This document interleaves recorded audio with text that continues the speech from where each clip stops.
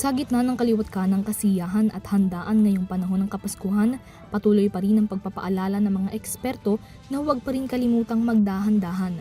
Lalo na at sa gitna ng mga ganitong pagtitipon at salo-salo, hindi rin maiiwasan ang posibleng komplikasyon sa kalusugan. Ayon sa mga medikal na eksperto, tuwing ganitong panahon na kabi-kabila ang selebrasyon, mas tumataas din ang banta ng Holiday Heart Syndrome.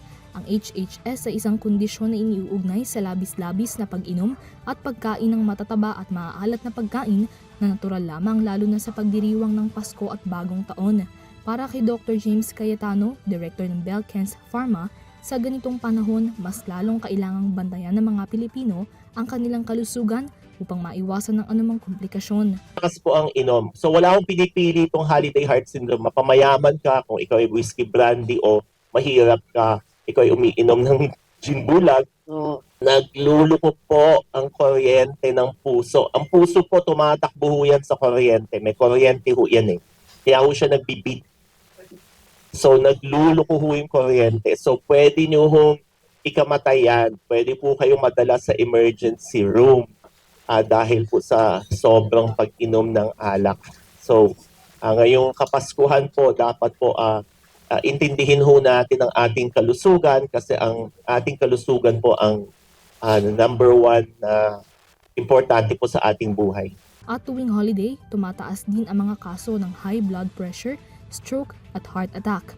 Paliwanag ni Dr. Francis Marie Purino, BK Vascular Calcification Specialist, mayroong mga pangkaraniwang manifestations ng heart attack at stroke na padadaliin ng pagtukoy at pagresponde rito. Heart attack, most of the time, chest pains, yung parang may mabigat na nakadagan sa dibdib or may squeezing pain. But there are times na pwedeng magkaroon ng heart attack na hindi nagmamanifest ng chest pain. So what we call anginal equivalent. So pwede pong nahirapan lang huminga. Parang may nakapos ang hininga, gano'n. Yes, or may parang sumasakal sa leeg.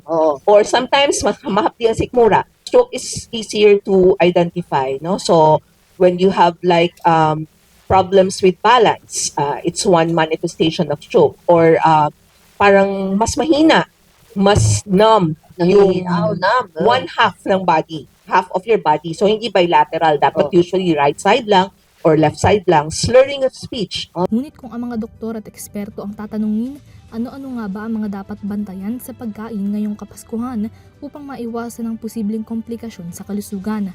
Ang main advice ni Dr. Cayetano at Dr. Purino, moderate eating. Sa madaling sabi, kumain lamang ng sapat at hindi sobra-sobra, lalo na pagdating sa matataba at maaalat na pagkain nang hindi makasama sa kalusugan. Ang mga Pilipino ay ang pagkain po ng maaalat.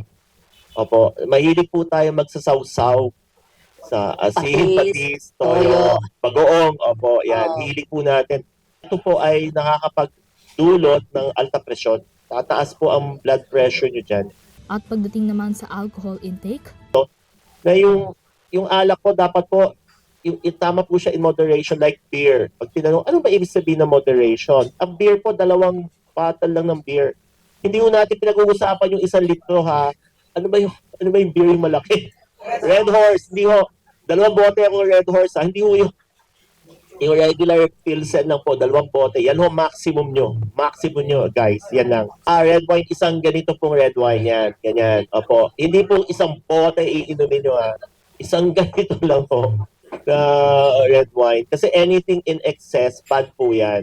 Kaya naman ngayong darating na Kapaskuhan at Bagong Taon, hindi naman sa ipinagbabawal na ang lechon at ang alak.